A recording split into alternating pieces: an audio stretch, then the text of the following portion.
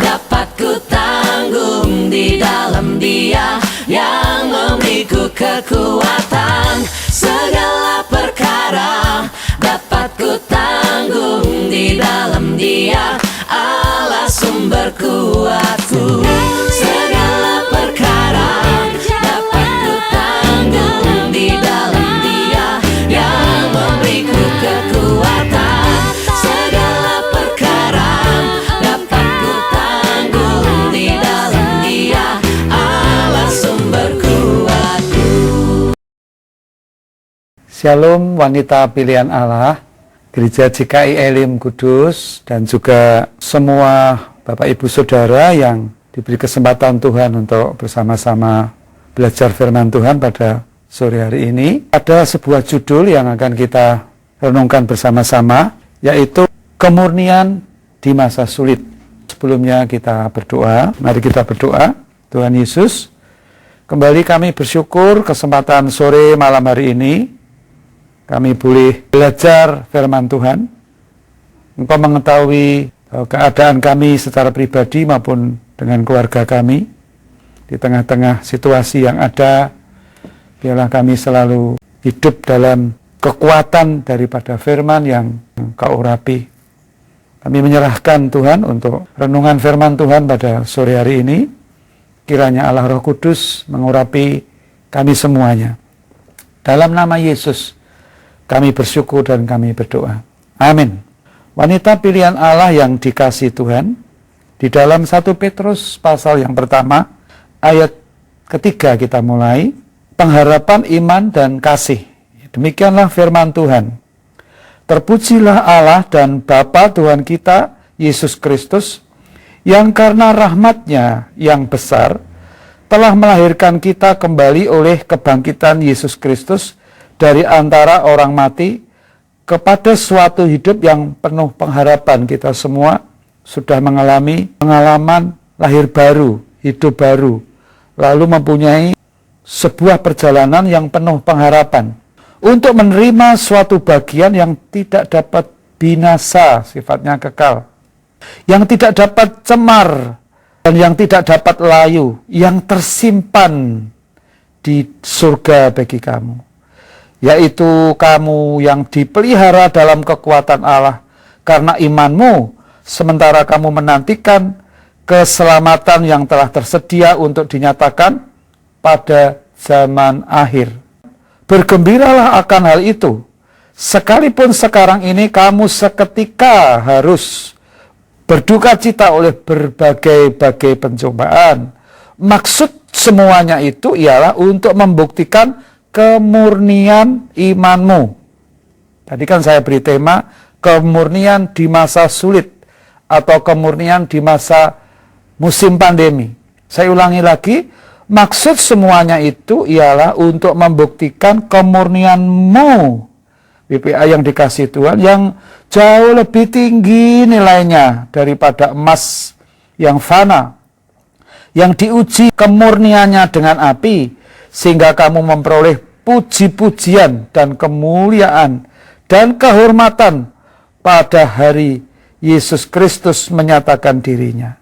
Sekalipun kamu belum pernah melihat Dia, namun kamu mengasihinya, kamu percaya kepada Dia, sekalipun kamu sekarang tidak melihatnya, kamu bergembira karena sukacita yang mulia yang tidak terkatakan. Ya, itu bagian kita, wanita yang dipilih oleh Allah.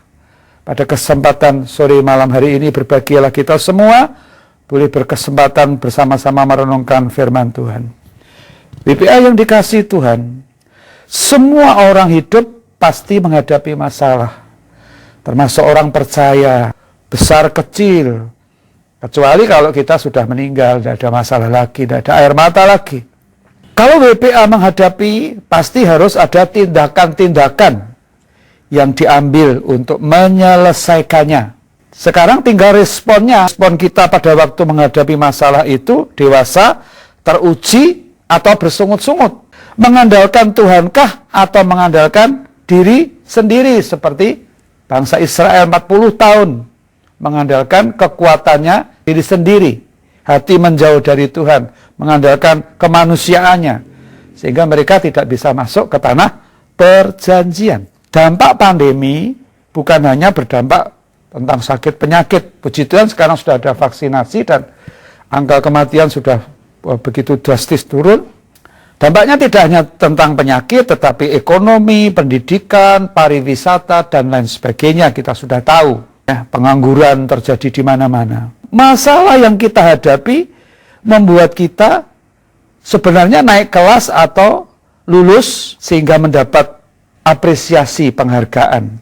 Lulus tes, lulus ujian, mendapatkan nilai, mendapatkan pujian, mendapatkan sertifikat.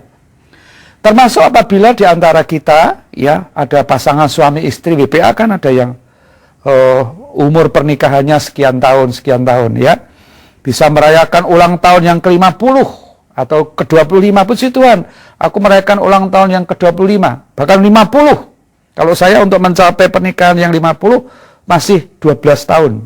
Dampak daripada bisa merayakan ulang tahun yang ke-50 didampingi oleh anak-anak, menantu, cucu-cucu, besan, dan lain sebagainya, sehingga semua sayang, semua mengasihi oma opa atau mbah kakung, mbah putri, semua sayang. Wah, puji Tuhan, ulang tahun emas, sayangi oleh semua keluarga. Pertanyaannya, apakah selama 50 tahun itu isinya itu hanya sukacita, damai sejahtera? Tentu suka dan duka, air mata juga ada di sana. Ya misalnya ditulis sepanjang 50 tahun itu ditulis dengan buku, bisa 5 buku, 10 buku, 25 buku. Pergumulan-pergumulan sukacita, air mata. Ada yang usia emas 50 dalam pernikahannya itu cucunya sudah sekian puluh. Wah, itu perjalanan panjang, suka dan duka, air mata luar biasa. Bagaimana orang percaya menjaga hidupnya di masa sulit? Bagaimana, apakah bisa murni? Tadi di dalam pembacaan kita digambarkan seperti emas. Emas itu ada yang 18 karat, 22 karat, 24 karat. Dibakar dengan api, prosesnya panjang. Hasilnya cantik dan indah. Kalau cantik dan indah, 24 karat, mahal harganya. Banyak orang senang. Kalau kita teruji, Tuhan senang. Kita mendapatkan pujian dari Dia. Pembacaan kita yang sudah kita baca tadi, bahwa pemurnian yang digambarkan seperti emas tadi, harus muncul sebuah kehidupan yang, atau iman yang berkualitas, iman yang teruji. Ya, sekalipun di dalam 1 Korintus 10 ayat 13 dikatakan, pencobaan-pencobaan, ujian-ujian yang kita hadapi itu biasa, tidak melebihi kekuatan kita. Ya, tetapi maksudnya ujian pencobaan itu bukan Tuhan itu membenci kita, tetapi sebetulnya Tuhan itu sangat-sangat mengasihi kita, supaya teruji iman kita saat melewati ujian, saat melewati saringan, penampian. Sekarang bagaimana caranya supaya kita tetap murni di masa-masa yang sulit? WPA yang dikasih Tuhan, yang pertama, orang percaya harus mengandalkan Tuhan dalam segala hal. Ya, kita baca dari kitab Nabi Yeremia 17 ayat 7 dikatakan.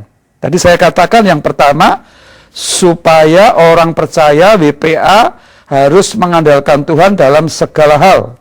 Diberkatilah ayat 7, orang atau WPA yang mengandalkan Tuhan, yang menaruh harapannya pada Tuhan.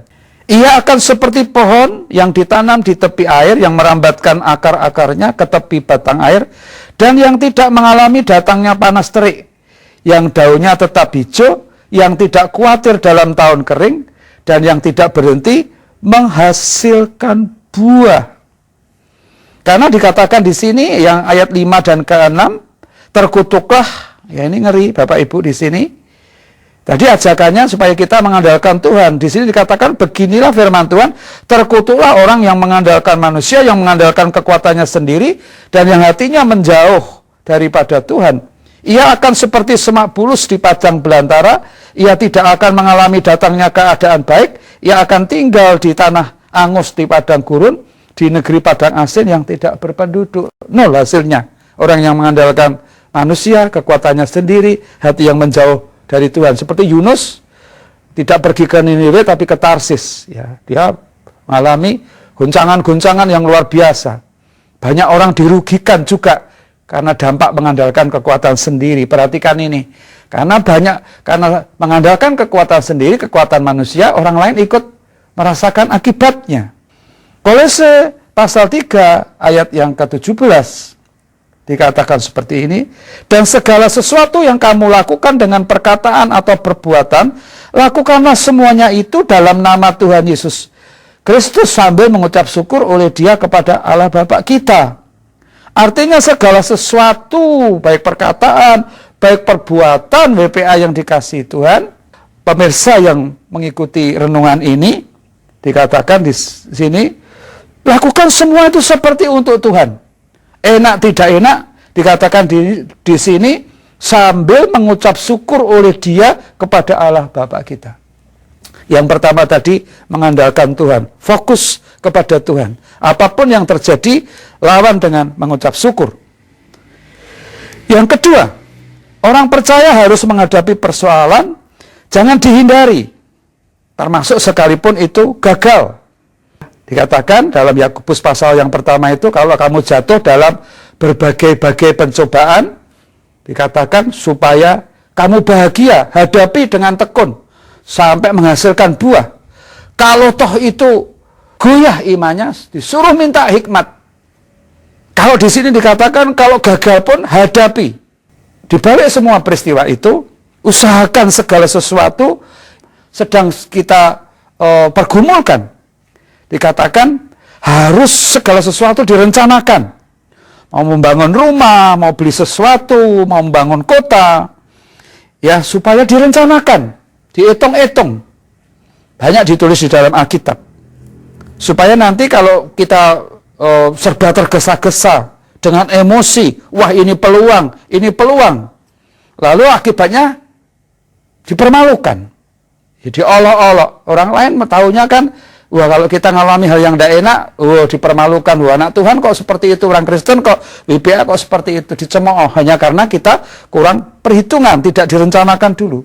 Kalau perlu di dalam kita mau melakukan sesuatu yang harus mengambil sebuah keputusan, kalau perlu dengan doa dan puasa, ya, sekalipun itu sebuah kegagalan, hadapi WPA yang dikasih Allah, ya, kita terus bekerja keras. Yang ketiga, bisa naik dan naik kelas. Bagaimana caranya? Yaitu menjadikan penderitaan Kristus itu sebagai patokan kita. Kristus digantung di kayu salib, sampai di gereja-gereja, gedung gereja itu ada ini bentuk salib ini di depan, di atas ditaruh ini papan, atau kalau ini kan dari kaca, ya dari bentuk salib. Ya, bicara tentang Yesus sudah menang di atas kayu salib. Jadikan penderitaan Kristus sebagai patokan kita. Ya, semua penderitaan tidak selalu kita yang salah. Bisa salah tadi, ya, dalam kegagalan, oh ini ternyata kurang perhitungan dan lain sebagainya. Ya, tidak selalu kita salah. Kita perlu menyangkal diri, memikul salib, mengikut Dia. Memang tidak gampang WPA yang dikasih Tuhan.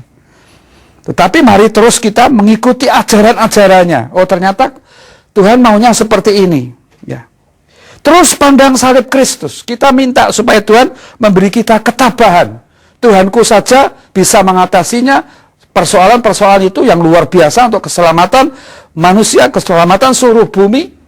Ya. Jadi salib ini Bapak Ibu membuat kita tidak gampang mengeluh, tidak gampang bersungut-sungut.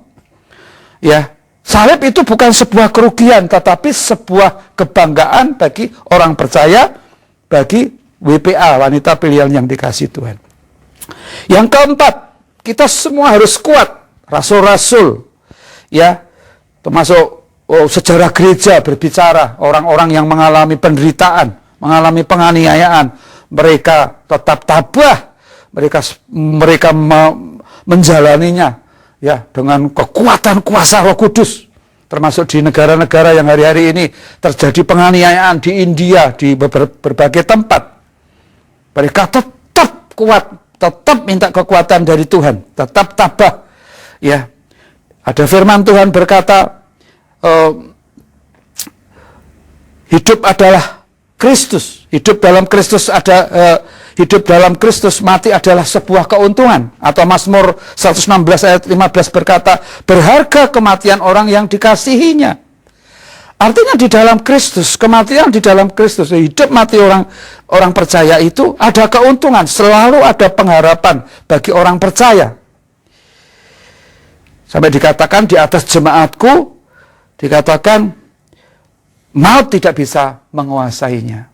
Ayo, jemaat yang dikasih Tuhan, WPA, tetap kuat, tetap tabah, minta anugerah kasih karunia-Nya dalam menghadapi ini proses yang sedang terjadi, penderitaan demi penderitaan. Yang kelima, miliki atau punya mental petarung dalam segala masalah. Andalkan Tuhan dan tidak pernah menyerah. Lakukan bagian kita, tetap percaya, mempercayakan kepada Tuhan. Memang caranya, istilah petarung di sini memang beda dengan cara dunia. Ya, jadi kalau kita lihat di dalam 2 Tawarikh pasal yang ke-20, di sana itu justru Tuhan berkata waktu Raja Yosafat dikepung oleh 3 bangsa, mereka sudah berkumpul bersama, berdoa, berpuasa, berkali-kali Tuhan berbicara, berperanglah. Tapi terakhirnya Tuhan berkata, biar aku yang berperang, kamu diam saja. Nah, bertarung di sini, diam saja di sini maksudnya terus percaya kepada Tuhan dengan doa puasa, dengan memuji, menyembah Tuhan, dengan terus mengandalkan Tuhan terus. Ya, ini seperti Raja Wali yang meregangkan otot-ototnya, sayap-sayapnya ketika menghadapi masalah. Tidak cengeng, tidak putus asa, tidak berkeluh kesah, tapi hadapi. Termasuk berterima kasih, bersyukur untuk peristiwa-peristiwa ini, untuk kejadian-kejadian ini. Itu mental petarung, Bapak Ibu. Kalau Sadrah, Mesah, Abednego berkatanya begini, sekalipun Tuhanku tidak menolong pun, aku tidak akan menyembah patung itu. Itu termasuk mental petarung. Daud secara fisik waktu menghadapi Goliat, waktu menghadapi ancaman-ancaman pembunuhan daripada seniornya, tetap melepaskan pengampunan. Itu jiwa petarung. Bukan secara fisik, ya, tetapi dengan meregangkan iman percaya kita, dengan mempertaruhkan semuanya kepada Tuhan. Ya, dikatakan lakukan bagian kita, tetap percaya, mempercayakan semuanya kepada Tuhan. Ya, Tuhan senang kalau kita mempercayakan segala sesuatunya kepada Tuhan. Yang terakhir, mengucap syukur selalu, Bapak Ibu. Ayo kita baca ayat yang terakhir, yaitu 1 Tesalonika 5 ayat yang ke-18, ya. Wah, ini kalau di atas yang 16 itu bersukacitalah senantiasa, tetaplah berdoa. Yang 18, mengucap syukurlah dalam segala hal, sebab itulah yang dikehendaki Allah di dalam Kristus Yesus bagi kamu. Mengucap syukur selalu dalam segala hal, Bapak Ibu. Ya, itu yang dikehendaki Allah di dalam Yesus Kristus. Enak tidak enak, tetap bersyukur, tetap berkata, aku tahu sekarang bahwa Allahku turut bekerja dalam segala sesuatu untuk mendatangkan kebaikan atasku, atas keluargaku, atas pekerjaan dan pelayananku. Ketika Tuhan Yesus memegang 5 ketur roti, 2 ekor ikan, dia berseru. Ketika Yesus dan Maria dan Marta menghadapi Lazarus yang sudah dikuburkan 4 hari, Tuhan Yesus juga mengajak murid-muridnya untuk belajar percaya, belajar mengucap syukur untuk apa yang tidak mungkin akan menjadi mungkin. Lalu Lazarus dipanggil, Lazarus bangkitlah, keluarlah. Lazarus bangkit, hidup. Tadi 5 ketur roti, tadi 2 ekor ikan diberkati menjadi berlimpah-limpah. Semua makan. Ya, 5.000 laki-laki makan, ulam anak-anaknya, istrinya semua makan, bahkan lebih. Mengucap syukur dalam segala hal. Mujizat terjadi karena Tuhan yang kita sembah, Yesus Kristus Tuhan itu punya kuasa nomor 1 di surga, nomor 1 di bumi. Itulah andalan daripada orang percaya, kemurnian di masa-masa sulit untuk kita WPA. Tuhan memberkati WPA yang dikasihi Tuhan, semua saudara. Shalom, selamat sore, selamat malam. Mari kita berdoa. Tuhan, terima kasih. Urapi firman-Mu, urapi kami semuanya. Tambah-tambahkan kepada kami anugerah kasih karunia-Mu yang membuat kami mampu, Tuhan, ketika dalam masa pemurnian, di dalam masa ujian pencobaan, kami tetap bersyukur dan mengandalkan Tuhan. Berkati WPA dimanapun berada, dengan segala pergumulannya, yang paling sepuh sampai yang paling muda, diberkati Tuhan. Terimalah WPA yang dikasih Tuhan, berkat kasih karunia. Tuhan menyinari engkau dengan wajahnya. Tuhan memberkati dengan kedua tangannya yang berlubang paku. Berkat Abraham yang berlimpah-limpah. Keluar masukmu dijaga Tuhan. Dalam nama Yesus kami berdoa, haleluya, amin. Shalom BPA dan semua saudara, selamat sore, Tuhan Yesus memberkati, amin. Segala perkara dapat ku tanggung di dalam Dia yang memberiku kekuatan. Segala perkara dapat ku tanggung di dalam Dia, Allah sumber kuat.